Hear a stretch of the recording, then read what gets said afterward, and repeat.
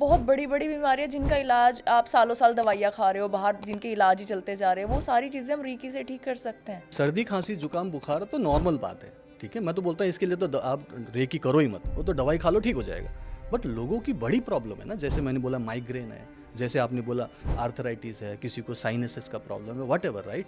ये सब भी ठीक हो रहे हैं, राइट। मैं तो इनक्योरेबल डिजीजेस की बात करूंगा। मेरे बहुत सारे स्टूडेंट्स हैं जिनको incurable disease, auto immune disease, जैसे सोराइसिस था, पार्किंसंस था, जो कि एक न्यूरोलॉजिकल प्रॉब्लम है। एक तो बहुत ही यूनिक प्रॉब्लम था, ट्राइजेनमल न्यूरोलजिया करके एक ऐसी प्रॉब्लम जो बहुत ही यूनिक, मतलब लाखों में किसी को होता है, 10 साल से ठीक नहीं हो रहा था। कोई नरेंद्र शर्मा है, जयपुर के रहने वाले, उनको ये प्रॉब्लम थी। पूरे घर का सारा सब कुछ बेच बाच के सारा पैसा उन्होंने लगा दिया, पूरा का पूरा कर्जे में आ गए, फिर भी वो ठीक नहीं हो रहा था 10 साल। और डॉक्टर ने बोला था कि ठीक नहीं होगा, ये एक अलग टाइप की एक बीमारी है।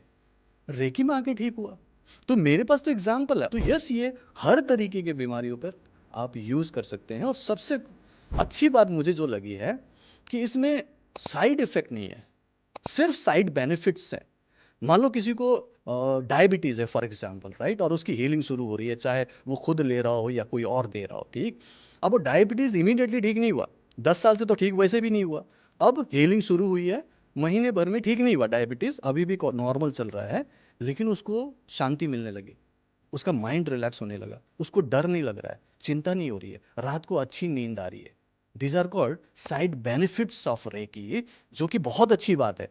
और जब आप शांत होने लगते हो, हीलिंग तो ऑटोमेटिक हो रहा है ना, बट उसको हम एक एप्रोप्रिएट काइंड ऑफ सिचुएशन देना, हमें एक फेवरेबल कंडीशन देना है, सो दैट वो फास्टर तरीके से हीलिंग करे। तो हम उसको सिचुएशन देते हैं रेकी को कि तुम हीलिंग करो, मैं तुम्हारे साथ हूं। कैसे होगा? माइंड माइंड को से। पॉजिटिव रखना है, क्योंकि माइंड ही पॉजिटिव नहीं है तो हीलिंग नहीं हो रही। तो राइट। बोलते हैं कि लोग बोलते हैं कि सर मेरे को डिप्रेशन है, मेरे को नेगेटिविटी है, मेरे को बहुत सारी दिक्कतें हैं, तो मैं तो वैसे भी नेगेटिव हूँ, तो मेरे ऊपर कैसे काम करेगा? तो रेकी करो तो काम करेगा ना। रेकी करना शुरू करो तो डे वन से आपको कुछ अच्छा था, थोड़ा थोड़ा पॉजिटिव लगना लगेगा। जब जैसे जैसे आप पॉजिटिव होने लगोगे, माइंड रिलैक्स होगा, रे ऑफ होप आएगा, हीलिंग ऑटोमेटिकली होने लगेगा। तो हीलिंग के लिए वही तो कंडीशन चाहिए ना, तो वो रेकी देता है।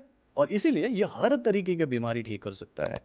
क्यों ठीक होता है वो भी बता दूं थोड़ा बहुत। तो रेकी हीलिंग सिस्टम में क्या होता है, हम एक संस्कार बनाते हैं। मैं एज ए कोच क्या करता हूं, लोगों की माइंड में कंटिन्यूसली एक काइंड ऑफ माइंड ट्रेनिंग करके उनके अंदर एक संस्कार डालता हूं कि क्रिटिसाइज नहीं करना है, चलो सिर्फ आज के लिए आज माफ कर दो। संस्कार देखो, अभी से आप लोग अपने अंदर उसको आजमा लो।